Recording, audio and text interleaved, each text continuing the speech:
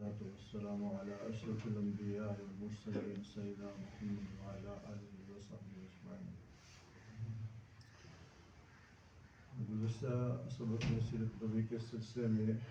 غزوہ خندق یا غزوۃ الاحزاب کا ذکر جو ہے وہ چل رہا تھا کہ یہ غزوہ جو ہے یہ 5 ہجری میں پیش آیا، اور اس میں عرب کی جو مختلف قبائل تھے جس میں قریش بھی ہیں، اور حیی ابن اخطب جو یہودیوں کا سردار تھا اس کے تیار کرنے پہ قبیلہ غطفان اور نجد کے بہت سارے جو عرب قبائل تھے وہ اکٹھے ہو کے انہیں مدینے کے اوپر جو حملہ کر دیا، اور اتنی کثرت سے وہ لشکر تھے کہ ان کا نام بھی احزاب ہے، کہ بہت سارے لشکر تھے، ایک آدھا لشکر نہیں تھا بلکہ کئی لشکر تھے جو اس ارادے سے آئے تھے کہ اہل مدینہ کو، ایمان والوں کو بالکل ختم ہی کر دیا جائے، ان کی جڑ ہی کاٹ دی جائے اور اسلام کو جو بالکل مٹا ہی دیا جائے۔ تو اسلام کا جو نور ہے اس کو باقی رکھنے کے لیے جو جہاد ہوا غزوہ خندق، اس کا ذکر جو چل رہا تھا۔ اور خندق اس کو اس لیے کہتے ہیں کہ حضور اقدس صلی اللہ علیہ وسلم نے اپنے صحابہ سے مشورہ کیا کہ اتنے بڑے لشکر جو ہیں وہ حملہ آور ہو گئے ہیں، اور ان کا ہم جو ہے براہ راست کس طرح مقابلہ کریں، اس کی ہم طاقت نہیں رکھتے، کیونکہ مدینے کی جو ساری آبادی ہے اس میں مرد اور عورت اور بچے اور بوڑھے سب ملا کے بھی 10,000 کے برابر نہیں تھی۔ تو اس سے حضرت سلمان فارسی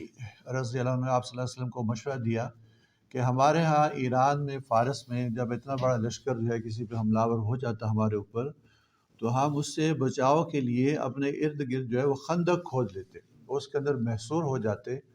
تو اتنے بڑے جو لشکر ہیں ان کا مقابلہ کرنے کا ایک ہی طریقہ ہے کہ مدینے کے ارد گرد جو ہے وہ خندق کھودی جائے۔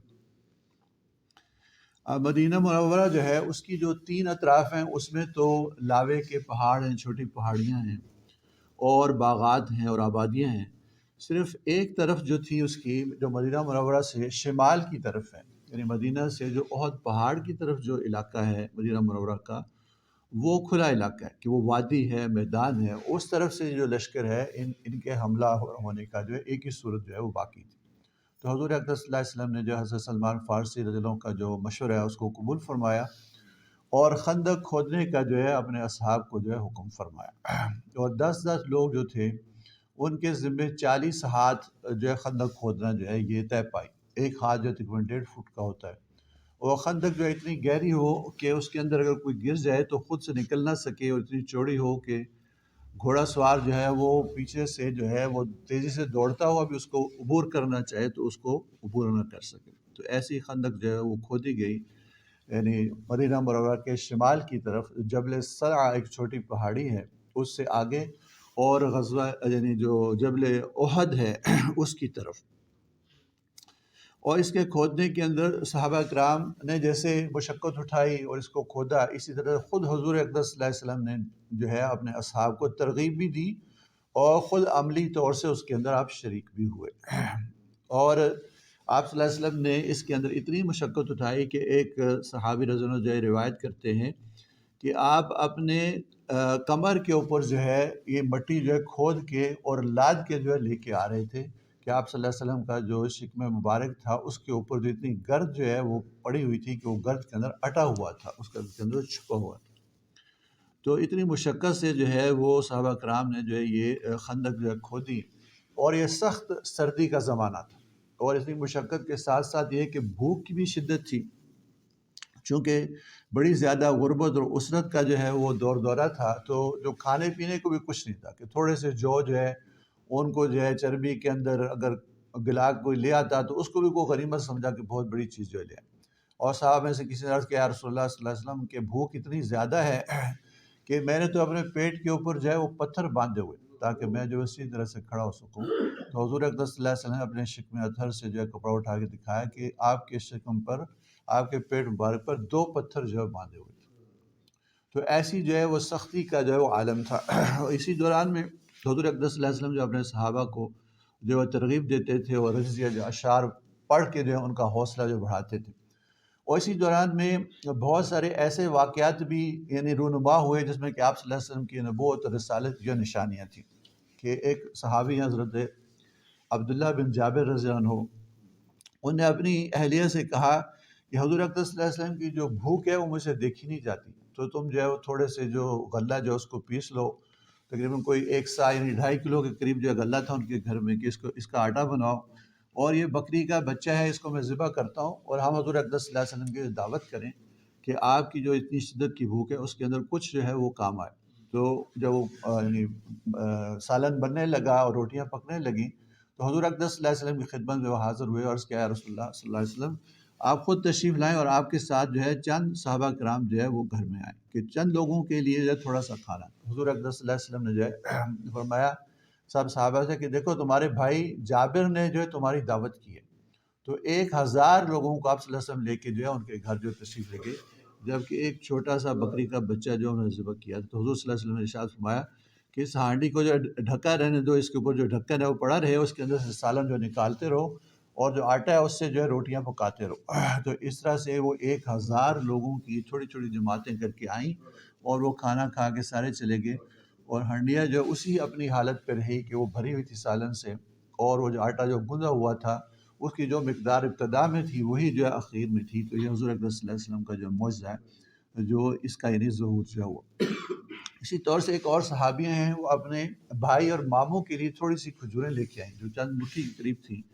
کہ وہ بہت بھوک میں ہوں گے اور مشقت میں ہوں گے کہ ان کے لیے کھجوریں لے چلوں۔ تو حضور اکرم صلی اللہ علیہ وسلم نے کپڑا جو بچھایا اس کے اوپر جو ان کھجوروں کو پھیلا دیا، اور پھر ہزاروں کی جو لوگ یعنی اس میں مشغول تھے کھدائی میں، ان سب کو جو بلایا تو وہ کھجوریں وہ کھاتے چلے گئے، کہ حتیٰ کہ وہ جو دسترخوان ہے وہ جب وہ کھا چکے تو وہ کھجوریں اس کے کناروں سے باہر جو ہے گر رہی تھی۔ تو یہ حضور اقدس صلی اللہ علیہ وسلم کی جو معجزات ہیں ان کا ظہور جو ہے اس موقع پہ ہوا۔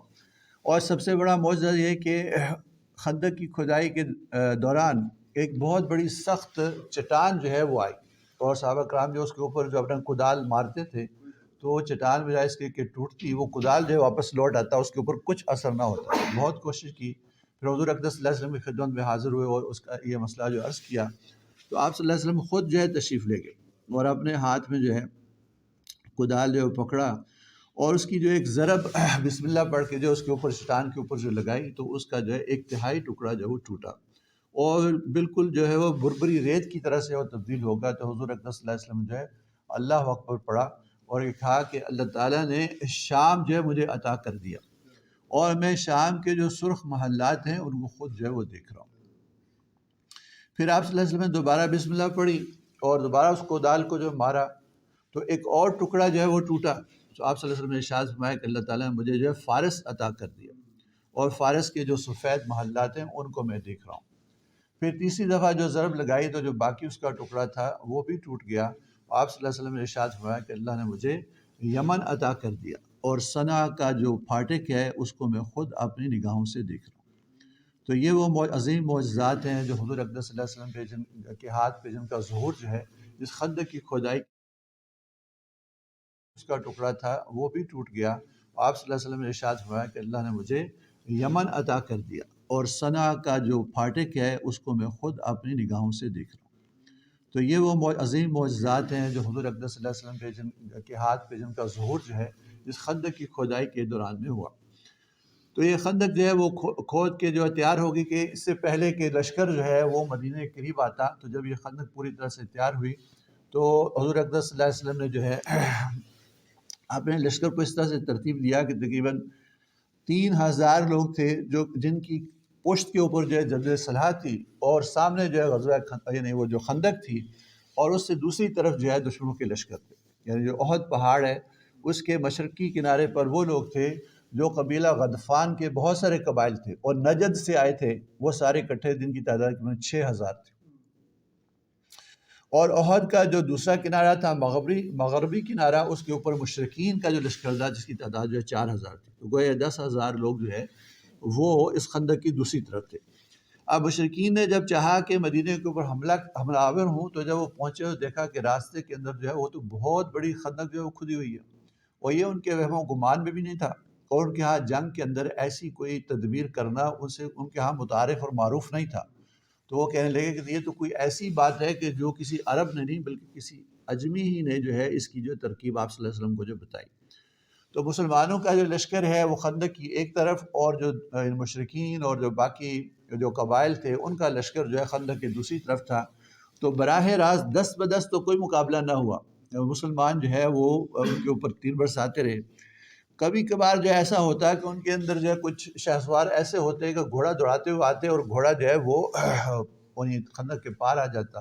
تو ایک دفعہ ایسا ہوا کہ عامر بن عبد الود جو ہے